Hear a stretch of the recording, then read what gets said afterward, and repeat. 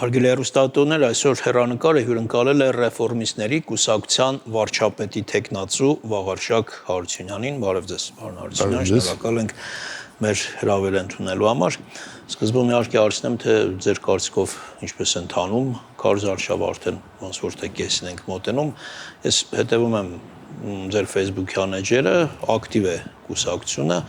բայց դուք այդ բակային հանդիպումներին շփումներին մարդկանց հետ, բնակիչների հետ այդքան էլ շատ չեք մասնակցում, ավելի շատ մասնակցում եք հարցազրույցների, ավելի շատ մյուս ֆորմատով քարոզարշավներին։ Քարոզարշավը ընթանում է նորմալ մեր տեսանկյունից, եթե ընդհանուր գնանք, ապա շատ թեժ է,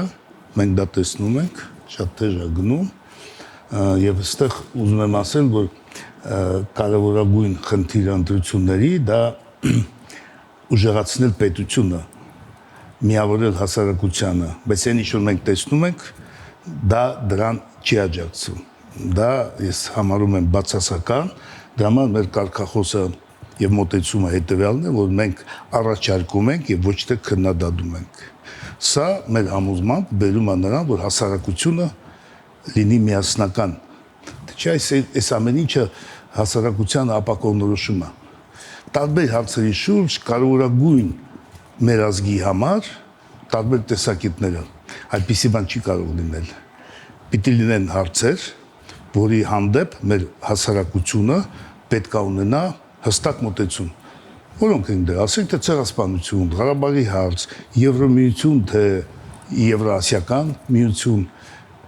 ու այստեղ ամենամեծ դերը դա մեր էլիտայի դերն է։ Իսկ մեր էլիտան ինքը պարակտված է, եւ այդ պարակտվածությունը իջնում է ներքև եւ դառնում է ավելի խորքային եւ չի նպաստում պետության ամրապնդմանը։ Ինչ վերաբերում է մեր կուսակցության, մեր այցերը, այո, ես այս վերջի շաբաթը զբաղված էի այդ հարցերով, դա չեմ մասնակցել, բայց իսկ բանը արշավի սկզբից մասնակցել եմ եւ շարունակելու եմ մասնակցել։ Հասարակության հետ մենք շատ ակտիվ շփվում ենք տարբեր ձևաչափերով եւ մենք նկատում ենք աճը հետաքրքրության մեր առաջի համարի հանդեպ, որտեղ երբ որ նշեցիք Եվրամիություն կամ Եվրասիական միությունը, հիմա այսպեսի մի տրամաբանությամբ են քաղաքական ուժերը երկու խմբերի բաժանվել, կամ պրոռուսական, կամ պրոարևմտյան։ Առհասարակ ճիշտ համարում եք այդ բաժանումը, եթե այո, ձեզ ավելի շատ որ խմբին եք դասում կամ որ խմբին ավելի մոտ եք դասում։ Դե հիմա տեսեք, դուք շարունակեցիք իմ միտքը, որ պարակտվածությունը, այդ պարակտվածությունը գալիս է մեր էլիտայից։ Իսկ էլիտան Բայց ինչու համար են պարակտվածում, ուղղակի քաղաքական հայացքները, կողմնորոշման հարցեր։ Չէ, այստեղ քաղաքական հայացքներ չի։ Դա նորմալ է, ասենք թե բոլոր ժամանակներում եղել, ասենք թե մի տեսակետ է եղել, մյուս մի մասը այլ տեսակետ է եղել, բայց այստեղ հասկանում եք, դա պատմական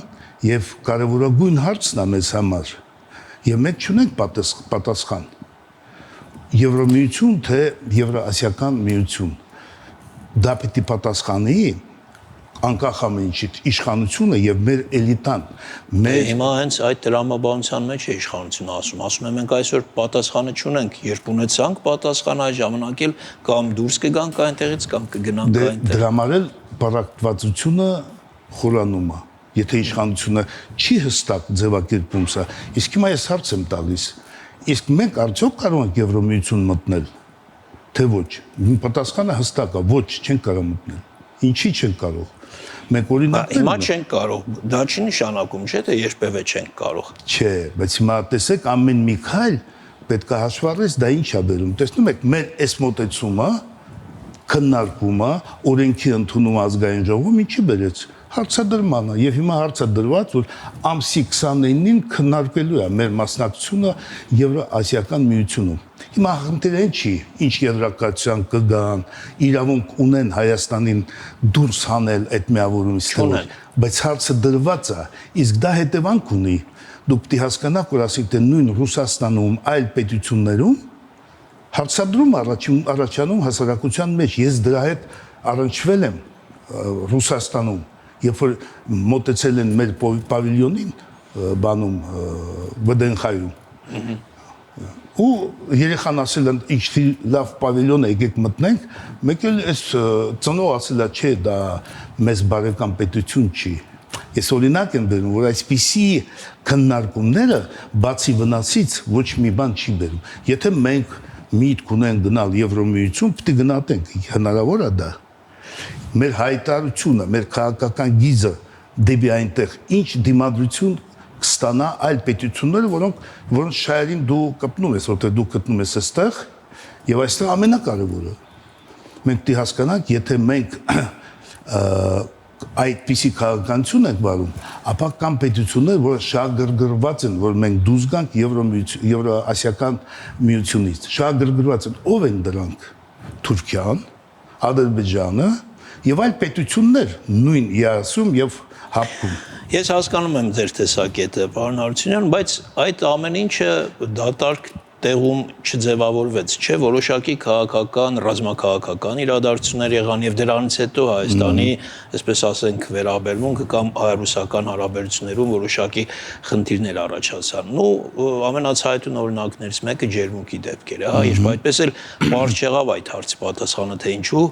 Ռուսաստանը կամ ՀԱՊԿ-ը որպես այդպեսին, որպես պաշտպանող կառույց չմիջամտեց։ Դե մենք ինքներս պատասխան ունենանք։ Իրավական առումով, այո։ Մենք ասենք, թե ինչու Ռուսաստանը չմիջամտեց։ Չէ, մենք դի հասկանանք, որպեսզի քայլեր անենք։ Նա մեծ թշնամի է, հատուկ է դա անում, թե տարբեր պայմաններ է ստեղծվել, որ ինքը չի աջակցել։ Եվ դա ժամանակավոր է, թե քաղաքական գիծը միայն ունենալով այդ պատասխանը մենք կարող ենք որոշումներ ընդունել։ Եվ այստեղ, այո, իրավական առումով ՀԱՊԿ-ը պետք է արձագանքեր, ՀԱՊԿ-ը պետք է ավելին ասեմ, ՀԱՊԿ-ի մեմորանդումի մեջ կա այդպիսի կետ, որ ինքը կոնֆլիկտները սահմանների մոտ, նույնիսկ պետության հանդեպ չի, սահմանների մոտ։ Դա եմ ասում, էլի չարձագանքեց դրանից հետո այդ անվտանգային բաղադրիչը հարցականի տակ։ Այո, մենք խնդրեմ ունենք, բայց այստեղ լուծում կա, մենք պետք է գնահատենք, հասկանու՞մ եք, պետք է գնահատենք։ Հիմա որ այն ինչ որ դուք առաջարկում ասում եք, ես պետք է ասեմ, որ այո, մենք պետք է ՀԱՊԿ-ից դուրս գանք, ԵԱՏՄ-ից դուրս գանք։ Չէ, ես ոչինչ չեմ ասում։ Չէ, տրամաբանական շարունակությունը դա է։ То есть, հա, չի արձագանքել։ Հիմա օրինակ եմ ձեզ բերում աշխարհում ինչպես են բանանում մոտեցումները, ասենք նույն Կիպրոսի հետ կապված։ Ամերիկան, ներողություն, Թուրքիան եւ Հունաստանը ինչ արեցին, ոչ մի բան չարեցին։ Նույն Ամերիկան ասեց Գրենլանդիան իմն է, ինչը Դանիան դուրս եկավ ՆԱՏՕ-ից կամ բաներից, չէ, ինքը արձագանքեց, իհարկե պետք է պաշտպանես, բայց խնդիրը ավելի նուրբ է, պետք է հեռատես լինենք։ Եթե մենք մի տեղից դուրս ենք գալիս, սկզբունքը դա է։ Դու պետք է ունենաս տեղ, ուր գնում ես, իսկ մեր տարբերակները ո՞րն են այսօր։ Եվրոմիություն մենք չենք մտնի, մեր վառ օրինակը Վրաստանն է, որը սահման ունի գրեթե ծովային, մենք էլ չունենք։ Թուրքիան Դանիայի հետևում ամբողջ Եվրոպան էր կանգնած, իսկ Հայաստանին դեմ ամբողջ ՀԱՊԿ-ը։ Դեմ չի կանգնած եղել։ ՀԱՊԿ-ը, չէ, մենք այդ աջակցությունը չունեցանք։ Նորոշում եք հասարակությունը, դեմ չի կանգնած եղել, որտեղ Ջերմուկի դեպքերից հետո ՀԱՊԿ-ը առաջարկեց առաքելություն, որպեսի ՀԱՊԿ-ի առաքելությունը մենք հրաժարվեցինք։ Հիմա դա ճիշտ է, սխալ է, դա այլ խնդիր է, բայց ՀԱՊԿ-ը առաջարկել է։ Հետո նայեք, նորից եմ ասում, ՀԱՊԿ-ը իր մեջ պարունակում է պետություններ, որոնք Ադրբեջանի հետ ունեն տնտեսական շահեր, Ղազախստան, նավթային եւ ամենաուրիշ բանը, այդտեղ կա Թուրքիայի գործոնը։ Իրանք կապ ունեն եւ դուք հիմա շատ լավ գիտեք, իրանք ստեղծում են միություն թուրքալեզու պետությունների եւ մի քանի օր առաջ Էրդողանը հայտարարեց, որ պետք է ստեղծենք մեր ռազմական բաղադրիչը այդ միության եւ հնչեց այդպիսի մի գաղափար, որ դա թուրքալեզու պետությունների ՆԱՏՕ-ն է։ Հասկանում եք, այստեղ պետք է որոշես, հասկանաս, հեռու նայես։ Եթե մենք այս քայլը անում ենք, ուր ենք գնում, կարող ենք մենք այդ մտնենք այդ թուրքալեզու ՆԱՏՕ-ի մեջ կամ ՆԱՏՕ-ի մեջ, հասկանում եք։ Դրա համար քաղաքականությունը ավելի բարդ է ու ավելի հեռատես կա տակտիկական քայլեր, մենք սարացրել ենք ցույց տալով, որ մեր անհամաձայնությունը ՀԱՊԿ-ի գործունեության հետ։ Ես առաջարկում եմ մի փոքր խոսենք քարոզարշավից, նաև ձեր ծրագրային դրույթներից տպավորություն կարծիքա, որ բավականին հանգիստ քարոզարշավ եք տանում, չեք ցեխոտում, մրոտում այս կամ այն քաղաքական ուժերին, դուք ձեր անելիքներից ծրագրերից եք խոսում։ Այո, մեր դա սկզբունքն է եւ ինչի ենք մենք գիտակցաբար ենք գնում դրան, որտեվ տեսնում եք մենք խոսում ենք տարբեր հարցերի շուրջ, որոնք սպառնալիք են մեր պետականության, մեր ազգին, սպառնալիքներ են։ Տարածաշրջանում ամբողջ աշխարհում գնում է գլոբալ փոփոխություններ եւ այդ պարագայում ամենակարևոր խնդիրը էլիտայի եւ իշխանության առաջի հերթին դա ապահովել միասնությունը, կայունությունը եւ երբ որ մենք քննադատում ենք, ոչ թե առաջարկում ենք, մենք բերում ենք այդ հասարակության պարակները։ Իսկ այս վիճակով մենք չենք կարող լուծել ոչ ներքին խնդիրները եւ ոչ արտաքին։ Եվ այս ընտրություններից հետո մի հատ մտածեք ու պատկերացրեք ինչ անելու ազգային ժողով այս ընտրությունից հետո եւ մեր հասարակության հետ ինչ անելու։ Ձեր երկրորդ համարն էլ, ով նաեւ կուսակցության ղեկավարն է Վահան Բաբայան, ասում է, որ մեր վարչապետի տեխնացուն, ձեր այսինքն էլի, մյուս բոլոր վարչապետի տեխնացուներից տարբերվում են նրանով, որ ամենակիրթն է, ամենահասարակը եւ նաեւ շփումների մեջ ես նույնիսկ դուրս եմ գրել, կիրթ լինելով, հավասարակշիռ պահվածքով, համեստ լինելով հայրենիքին մատուցված ծառայություններով, պարոն Հարությունյան տարբերվում են մյուս բոլոր վարչապետներից, բայց ճիշտ ասած ես չեմ կարծում, որ մյուսների մեջ այդպիսիները չկան։ Դե թույլ կտակ ես իմ վերաբերող հարցին չպատասխանեմ։ Թույլ կտամ։ Ես հաջորդ հարցը ձեզ ուղղեմ, ձեր համար կուսակցության քվեաթերթիկի թիվը համարը կարևորություն ունի, որովհետև հիմա տեսեք քվեաթերթիկի համարները փորձում են ինչ-որ տարեթվի, ամսաթվի 2026-ին ընտրեք 16-ին կամ հունիսի 7-ին 17-ին ձեր երկրորդ համարն էլ ասում է, որ ճիշտը մեկն է, ընտրեք մեկը։ Այսինքն թիվը ձեր համար եւս որոշակի այսպես սիմվոլիկայի առումով կապ ունի։ Դե մեզ համար էլ եւ ընդհանրապես նաեւ ընտրողի համար դա ազդեցություն ունենում է եւ դա պարզ է։ Այսինքն ամենահեշտն է գնալ վերցնել մեկը։ Ամենահեշտն, ամենաառաջինն է։ Դա ուղղենում ազդեցություն, ասենք մի բան առաջինը, դրան սա մեր բոլոր կուսակցությունները փորձում են գտնել կապ, որպեսզի հիշվի, որ համարն է։ Այդ մասով ամենաշահեկանը առաջին համարը։ Առաջինը, իհարկե։ Եկեք մի փոքր ծրագրերից խոսենք։ Նախ ձեր կարգախոսը անվտանգություն եւ զարգացում։ Հիմա ըստ ձեզ մեր անվտանգությունը, մեր անվտանգային բաղադրիչը, չգիտեմ, ինչ վիճակում է, մենք ինչ անվտանգային մակարդակ ունենք։ Դա ավելի ցածր է, օրինակ 16 թվականի համեմատ կամ 20 թվականի համեմատ կամ ուզում եմ համեմատության մեջ տեսնենք այսօրվա մեր անվտանգությունը։ Դե նայեք, սա լուրջ ծավալուն հարց է, դրան պատասխանելը որպեսի հիմնավորվի։ Փորձեք կարճ, որ ես էլի հարցեր ուղեմ ձեզ։ Հա, ես կփորձեմ կարճ։ Ուրեմն, ինչի է մեր առաջի կետը ազգային անվտանգության հայեցակարգ։ Ազգային անվտանգության հայեցակարգը դա ճանապարհային քարտեզ է, ինչպես ապահովել անվտանգությունը բոլոր ոլորտներում, դա միայն ռազմականը չի, տնտեսական, բարենային, տեղեկատվական եւ այլ, եւ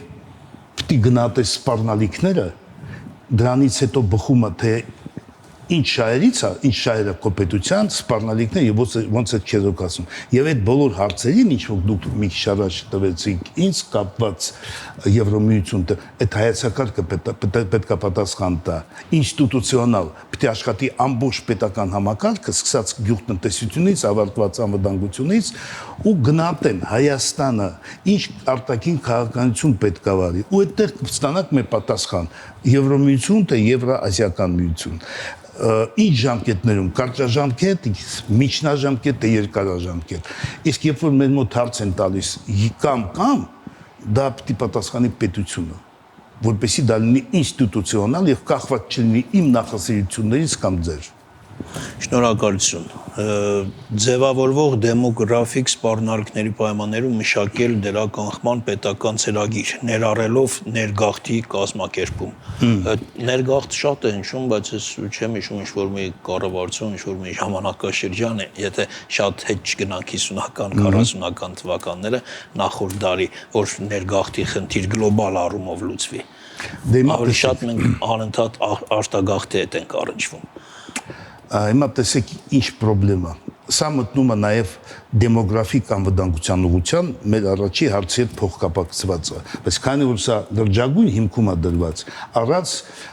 բավական բնակչության դու չես կարող ապահովել անվտանգությունը, մեկ։ Դու չես կարող ապահովել քո տնտեսության զարգացումը, աշխատաուժ։ Եվ այստեղ ամենակարևոր խնդիրն է դեմոգրաֆիկ հարցը։ Եվ այստեղ մի քանի ուղղություն կա, ասենք թե ծնելիություն ավելացումը, ասենք թե կա այդպեսի կոեֆիցիենտ, եթե բնակչությունը ընտանիքը 2.7 կոեֆիցիենտ ունի, ապա դու կարող ես աճեցնել քո բնակչությունը։ Մերը 1.7-ը, մերը նվազում է։ Եվ մենք, եթե նայում ենք այլի հայեցակարգային հարցը, 10 տարի հետո մենք ինչ ենք ունենալու, մենք պրոբլեմ ենք ունենալու։ Դրա համար առաջնահերթ խնդիրը, այս բոլոր խնդիրներից, նաև դա է արտագաղթը, դա պահանջում է իհարկե նաև ռեսուրսներ, բայց դա ամենահեշտն է։ Մյուս խնդիրը դա քանակը ծնելիության ավելացնել, առողջական խնդիրները լուծել, հասկանում եք, սա մի քանի ուղղություններով է, որ պիտի գործես, բայց այս ներգաղթի կազմակերպումը դա պիտի լինի առաջնահերթ, որը ամենահեշտ ճանապարհն է։ Եվ դուք շատ ճիշտ ասացիք, կառավարությունը, պետությունը պիտի ունենա ծրագիր, որտեղ սա առաջնահերթ խնդիր է։ Պարոն Հարությունյան, դուք նաև առաջարկում եք, որ Հայաստանի ղեկավարը պաշտոնավարի մեկ ժամկետով, եթե այդ ղեկավարը լավն է, ինչու երկրորդ, գուցե նաև երրորդ, չգիտեմ, ժամկետով, ինչու չղեկավարի, թե լավ ղեկավարներ չեն լինում։ Չէ, դե խնդիրը դրանում չի, առաջինը ղեկավարը պետք է կոմպետենտ լինի, պատրաստված մեր պահանջներից, նաև պահանջներում կան այդպիսի խնդիր, որ նա պետք է ունենա փորձ, ռազմավարական օղակում պետական աշխատելու փորձ ունենա, գիտելիք, փորձ եւ չափանիշներ։ Դա եմ ասում, լավ ղեկավար ունենք, ստացված 5 տարի ղեկավար։ Հիմա ինչու թույլ չտալ, որ շարունակի։ Չէ, մենք գալիս ենք դրան։ Խնդիրը ոչ թե 5 տարի, թե ինչ, 1 ժամկետ։ 1 ժամկետ ունի իր մեջ ինչ խնդիրներ։ Կարող է քննարկվելու թեմա է, դա ուսումնասիրելու թեմա է։ Ինչքան է պետք մի անձին, մի ուժին, որպեսզի իրականացնի իր ծրագիրը։ Դա կլինի 7 տարի, թե 8։ Դա ուրիշ խնդիր է, ժամկետը պետք է որոշվի։ Իսկ ինչ վտանգներ է պարունակում երկրորդ փուլ։ Առաջինը մարդը գալիս է, 2 տարի հետո սկսում է պատրաստվել ընտրություններին, պոպուլիստական որոշումներ է ընդունում, երկարաժամկետ ծրագիր չի մշակում, ինքը չգիտի ընտրվում է թե ոչ եւ սկսում այդ աշխատել դրա վրա։ Եվ դա բերում է պարզը, չէ՞, ի վնաս որոշումների հեռատոսության վրա է ազդում, դա մեկ, երկրորդը, մենք խոսում ենք բանի մասին, ասենք թե վարչական ռեսուրսի օգտագործման ընտրությունների ժամանակ, եթե մի ժամկետը այդ հնարավորությունը նվազում է, եւ այսպիսի մի քանի գործոններ կան, որը իօգուտ դրա է, եւ տարբեր պետություններ նաեւ ունեն այդպիսի մոտեցում, մենք առաջարկում ենք դա։ Շնորհակալություն։ Իդեպ ընտրությունների հետ կապված նաեւ առաջարկում եք, որ մասնակցությունը դառնա պատվավոր պաշտականություն, այսինքն մարդը պաշտական լինի, հա, մասնակցել ընտրություններին։ Այո։ Այսինքն անպայման պետք է գնա, եթե ոչ ինչ որ չգիտեմ, տուգանք ինչ որ չէ, դա է քննարկման թեմա։ Ինչի տուգանք, խրախուսել, եթե մասնակցումը տարբեր ձևեր կա, բայց հիմա տեսեք ինչ է։ Եթե պաշտական է դառնում մասնակցել, այսինքն այդ պաշտականությունը չկատարելով ինչ որ իմաստով օրինախախտ է դառնում մարդը։ Հա, բայց դուք ինձ ուրիշ հարց տայիք, ինչի ենք մենք դա առաջարկում։ Դուք ասում եք տուգանք։ Դուք կարող եք պատասխանել նաև ինչ եք առաջարկում։ Կարևորագույնը այստեղ հետևանքը չի, կարևորագույնը ինչ նպատակ է լուծում։ Մեր պետությունը մենք հռչակել ենք ժողովրդավարական, չէ՞։ Ժողովրդավարության հիմնական օրենքը ո՞րն է։ Մեծամասնությունն է ղեկավարում, հաշվի առնելով փոքրամասնության կարծիքը։ Մեր մոտ չի ղեկավարում մեծամասնությունը, մեր մոտ ղեկավարում է փոքրամասնությունը։ Վերցնում ենք 21 թվի ընտրությունները, մասնակցել է 49%, ձայնը ստացել է իշխող կուսակցությունը 25-30%։ Փոքրամասնությունը։ Այսպեսով ես հասկանում եմ, որ մասնակցությունը կմեծանա, ընտրությունների որակներ կմեծանա։ Այո, եւ տեսեք ինչն է։ Եվ այստեղ է թաքնված նաեւ, դա շուտ լրջագույն, то есть մենք մեր հիմքը քանդում ենք, ասում ենք մի բան ենք հրճակում, ստացվել է ուրիշ բան։ Եվ այստեղ հասարակության միասնականությունն ենք ապահովում։ Հիմա տեսեք փոքրամասնությունը գնացել ընտրել է մեկին։ Այդ մեծամասնությունը պարզ է։ Մեր ժամանակը ավարտվեց, պարոն Հարությունյան, բայց ես մի հարց պիտի տամ, մեկ բառով փորձեք պատասխանել։ Վահան Բաբայանը ասում էր, որ հունիսի 7-ին կլինեն սյուրպրիզներ, սյուրպրիզներից մեկը դուք կլինեք։ Այսինքն ռեֆորմիստները, հա։ Վահան Բաբայանը դա նկատի ունի։ Ես էլ համաձայն։ Շնորհակալություն։ Ձեզ շնորհակալություն։ Թող լինի ձեր ուզածով եւ այդ սյուրպրիզը թող տեղի ունենա։ Այսքանը հարգելի հեռուստադիտողներ, մեր զրուցակիցն էր ռեֆորմիստների կուսակցության վարչապետի տեխնացու Վաղարշակ Հարությունյանը։